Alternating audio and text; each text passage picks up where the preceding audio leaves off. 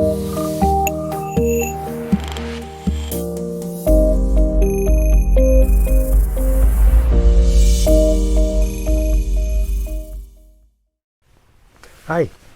a little response to a question from Jazza on YouTube.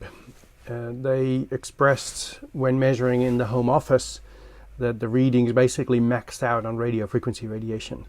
And yeah, if that's bad, what do you think?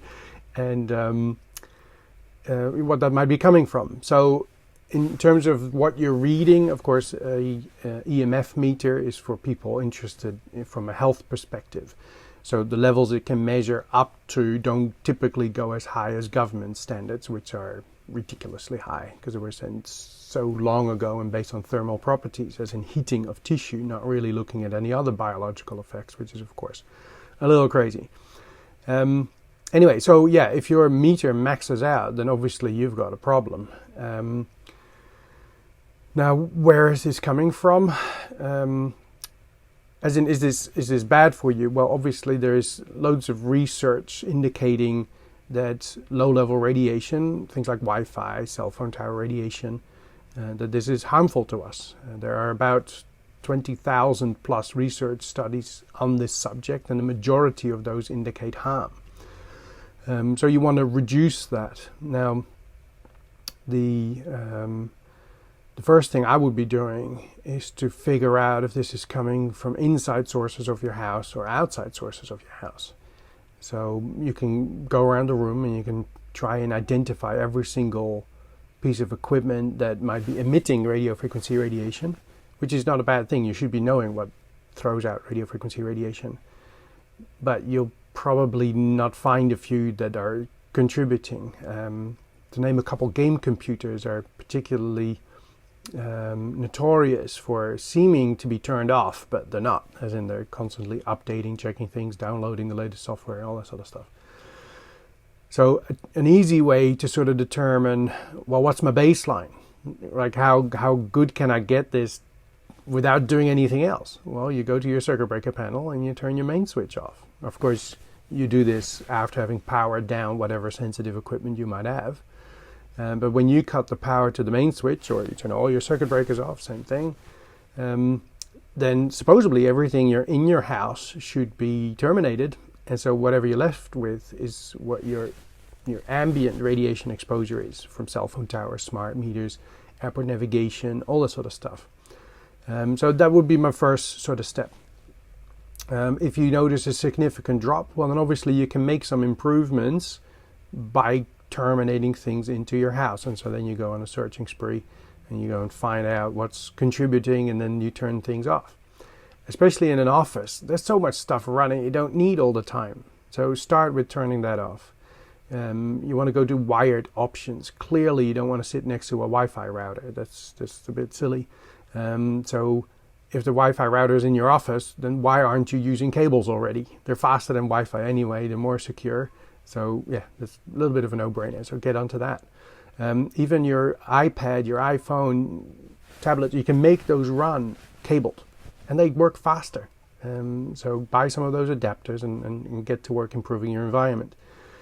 But you are in an environment working with electric equipment, so you're not going to per se win there. You're going to have electricity around you that produces an electric field, which has nothing to do with radio frequency radiation, so you're going to have that anyway. So you just try and do the best you can.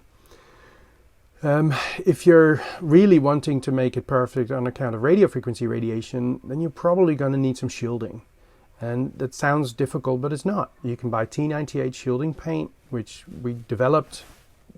We actually developed it with health and patients as the benchmark. So it's not just good against radiation, it actually needs to be suitable for the long term, so we don't want to cause any additional issues. We seem to be the only people that sort of have that on our radar. So you could easily shield an office or a bedroom. You get to work with the shielding paint, roller, you ground it to the outlets, which we've got enough instructional videos, it's easy to do. But of course, it doesn't make much sense if you're going to shield your office and then still have cordless technology in your office. So you want to figure that out first and then potentially shield it. Now, it is great to shield your office. It's great to shield your entire house, really. That's what we should be doing. But in the scheme of things, the bedroom is the most important. You know, your bedroom is where you rest and regenerate, or are supposed to do that. And the average bedroom is not very good at supplying that environment for that job. We have electric fields from the wiring in the wall in about 95% of bedrooms. Sometimes you have magnetic fields from nearby meter boxes, circuit breaker panels, those sorts of things, or possibly the local distribution lines, those little ones running up and down the street. They can also cause enough problems. Don't have to, not that often, but often enough.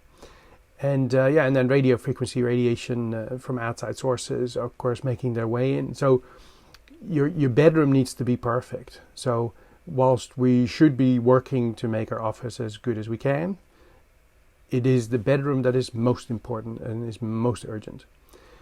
All right, so, and again, we have consultants. I'm not encouraging anybody to just go online, buy some shielding paint and get to work, because there's a good chance that there's other things involved that need to be addressed as well. So if you only do one thing and the others remain in place, well, then your outcome might be a little bit mediocre at best. You know, you won't be that enthused about it because there were 2 little steps that you didn't do, which you're just unaware of because you didn't have a professional assess it for you.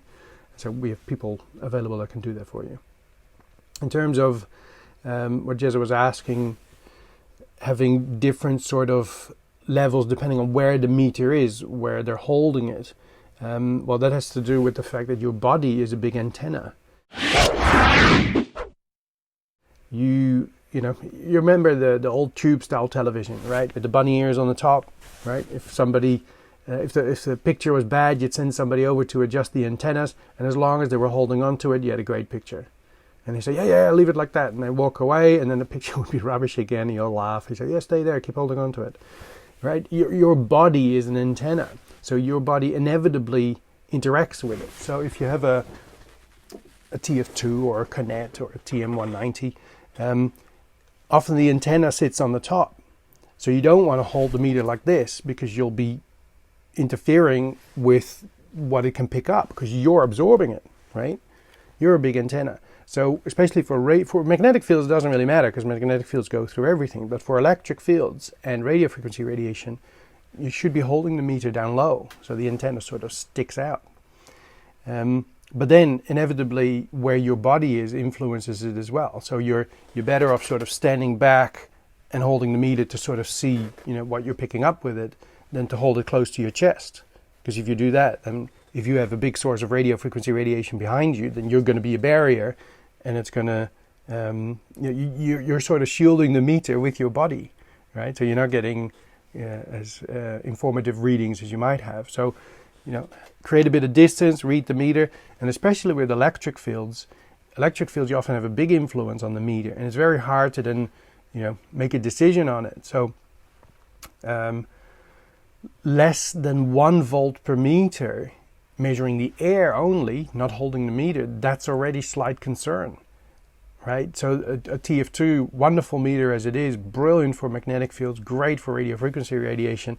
With electric fields, it's good, but it just doesn't go small enough. That's one of the things that are different when you spend money on a good amateur meter, one of these or one of those, versus if you buy something that's $1,000 or $2,000. You get to go smaller in the numbers. That's the sensitivity that comes into play. So with radio frequency radiation, hold it down low, create a bit of distance between you, and then see what sort of numbers you get. It's a little trick, but I mean it's not that accurate. But if you wanted to sort of figure out where the main contributor of radiation comes from, then you would on purpose hold it in front of your chest, like this, and then you would sort of slowly turn around to sort of see where you get the highest reading. And if you get the highest reading in that direction, then, other way around. If you get the highest reading with your back facing that direction, keep mucking this up. If you get the lowest reading facing that direction, then the main source of radio frequency radiation could be behind you, right? Because you're forming the block. So if you get sort of similar sort of readings in all these directions, but here it seems to be a little bit less, well, then you're copying the most of it. Now, it kind of doesn't matter where the most comes from, because when you're shielding, you never want to shield one wall anyway, because it reflects both sides. So you always want to box yourself in. So you don't shield one wall in your office, you shield the office. Walls, ceiling, if you're high up, we need to do the floor as well. Maybe not with shielding paint, might use something else for that. The consultants can help you with that.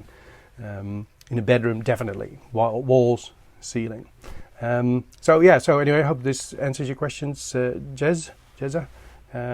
So yeah, if you hold it to your face or those sorts of things, it's just your body that is, this sort of in the way and absorbing, taking some of that radiation away, similar as holding it onto your back.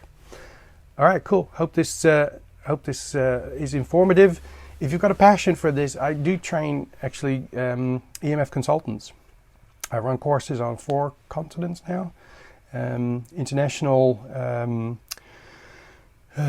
Internationally with online courses, which is great, so we can cover the theory before you travel. Even with the detailed online training, you can already get to work helping people. So yeah, it's very rewarding work to be in. And we've recently also started with EMF radiation-free building courses for tiny homes, extensions, and soon also full homes. So yeah, anyway, if you can make somebody a little bit more informed with any of the information that we're sharing, please be social and share. Find my podcast channel, Health Stronghold. We have a website under development with the same name, .com. Make sure you subscribe to the newsletter. Yeah, anyway, hope this was helpful. All right, see ya.